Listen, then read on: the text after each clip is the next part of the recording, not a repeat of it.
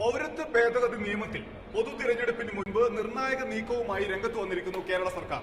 രാജ്യത്ത് ആദ്യമായി ഒരു സംസ്ഥാന സർക്കാർ സുപ്രീം കോടതിയെ സമീപിച്ചിരിക്കുന്നു ഈ നിയമത്തിനെതിരെ. എനിക്കൊപ്പം ബി ബാലഗോപാൽ. ബാലു, ചടുലമായ നീക്കം എന്ന് വിശേഷിക്കാൻ കഴിയും. വലിയൊരു രാഷ്ട്രീയ നീക്കമാണ് കേരളത്തിന്റെ ഭാഗത്ത് നിന്നുണ്ടായിരിക്കുന്നത്. നമുക്കറിയാവുന്നതുപോലെ തന്നെ പൗരത്വ ഭേദഗതി നിയമത്തിൽ സുപ്രീം കോടതിയെ സമീപിക്കുമെന്ന് മുഖ്യമന്ത്രി നേരത്തെ അറിയിച്ചിരുന്നു. പക്ഷെ അതിന് തൊട്ടു പിന്നാലെ തന്നെ സീനിയർ അഭിഭാഷകരുടെ, ഭരണഘടനാ വിദഗ്ധരുടെ ഉൾപ്പെടെ നിയമോപദേശത്തിന്റെ അടിസ്ഥാനത്തിലാണ് സംസ്ഥാന സർക്കാരിന്റെ സ്റ്റാൻഡിംഗ് കൗൺസിൽ CK ശശി ഇപ്പോൾ ഈ അപേക്ഷ സുപ്രീം കോടതിയിൽ ഫയൽ ചെയ്തിരിക്കുന്നത്.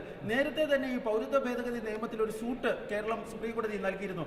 ആ സൂട്ടിലാണ് ഒരു അപേക്ഷ നൽകിയിരിക്കുന്നത്. ഇപ്പോൾ അപേക്ഷയിൽ രണ്ട് കാര്യങ്ങളാണ് സംസ്ഥാനം സുപ്രീം കോടതിയോട് ആവശ്യപ്പെടുന്നത്. ഒന്ന്, ഈ പൗരത്വ ഭേദഗതി നിയമം നടപ്പിലാക്കുന്നതിൽ നിന്ന് കേന്ദ്ര സർക്കാരിനെ വിലക്കണം.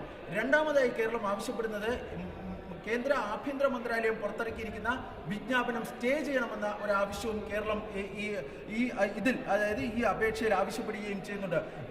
ഇതിന് കേരളം പറയുന്ന പ്രധാനപ്പെട്ട കാര്യം ഇന്ത്യൻ ഭരണഘടനയുടെ മതേതര സ്വഭാവത്തിനെതിരാണ് ഈ നിയമവും അതുപോലെ തന്നെ കേന്ദ്ര ആഭ്യന്തര മന്ത്രാലയം ഇപ്പോൾ പുറത്തിറക്കിയിരിക്കുന്ന വിജ്ഞാപനം എന്നതാണ്. കാരണം മതത്തിന്റെ പേരിൽ പൗരത്വം നൽകുന്നത് അംഗീകരിക്കാൻ വേണ്ടി കഴിയില്ല.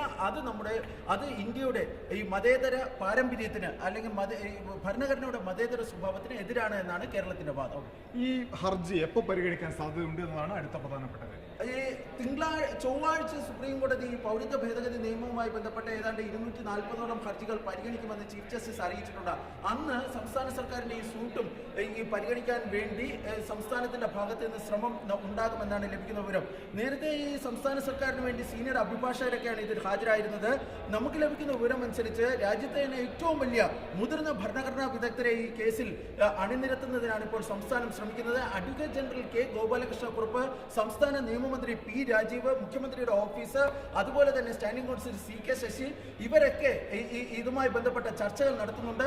വളരെ വൈകാതെ തന്നെ രാജ്യത്തെ ഏറ്റവും വലിയ ഭരണഘടനാ വിദഗ്ധരുടെ ഒരാളെ ചൊവ്വാഴ്ച സുപ്രീം കോടതിയിൽ ഹാജരാക്കി ഇക്കാര്യത്തിൽ ഒരുപക്ഷെ ഞാൻ ആദ്യം പറഞ്ഞതുപോലെ തന്നെ ഒരു തെരഞ്ഞെടുപ്പിൽ ഒരു രാഷ്ട്രീയ നേട്ടത്തിന് സർക്കാർ ശ്രമം നടത്തിയേക്കാം എന്ന് വേണം പ്രതീക്ഷിക്കേണ്ടത്. എന്തായാലും വളരെ കുറച്ച് ദിവസങ്ങൾ ഇനി ഹർജി പരിഗണിക്കാൻ ബാക്കിയുള്ളൂ. അന്ന് സുപ്രീം കോടതി വരുന്ന പരാമർശങ്ങൾ കേരളത്തിൽ വളരെ പ്രധാനപ്പെട്ട തിരഞ്ഞെടുപ്പ് ചർച്ചയാകുമെന്ന കാര്യത്തിൽ യാതൊരു തർക്കമില്ല. കാരണം ഒരു സംശയമില്ല. കാരണം ഇതിനോടകം തന്നെ ഈ സ്റ്റേ ആവശ്യം ഉന്നയിച്ച് സുപ്രീം കോടതിയെ സമീപിച്ചിട്ടുള്ള 10ഓളം അപേക്ഷകളാണുള്ളത്. അതിൽ ഭൂരിഭാഗവും കേരളത്തിൽ നിന്നാണ്. കേരളത്തിൽ നിന്ന് മുസ്ലിം ലീഗ്, DYFI, രമേശ് ചെന്നിത്തല, ബിനോയ് വിശ്വം, സമസ്ത, അതുപോലെ TN പ്രതാപൻ അപേക്ഷ നൽകിയതെന്ന കാര്യത്തിൽ എനിക്ക് വ്യക്തതയില്ല. SDPI തുടങ്ങി നിരവധി പേരാണ് എത്തിയിട്ടുള്ളത്.